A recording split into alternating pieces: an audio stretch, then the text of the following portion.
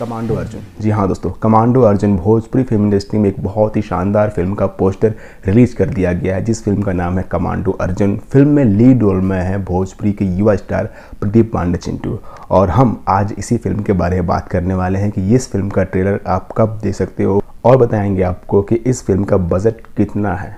दोस्तों, फिल्म में lead role में है भोजपुरी के युवा star stylish star Pradeep Pandey Chintu. Female lead है काजल राघवानी, और इस फिल्म में एक साउथ की अभिनेत्री भी डेब्यू कर रही है भोजपुरी फिल्म इंडस्ट्री में। फिल्म को म्यूजिक दिया है राजकुमार आर पांडे ने। उनका म्यूजिक काफ़ी शानदार होता है और वाकई में उनके गाने सुनने लायक होते हैं। सच में इस फिल्म का पोस्टर बहुत ही शानदार है, और ऐसी फिल्में बने भोजपुरी फिल्म इंडस्ट्री में तो भोजपुरी फिल्म इंडस्ट्री काफ़ी आगे जाएगा।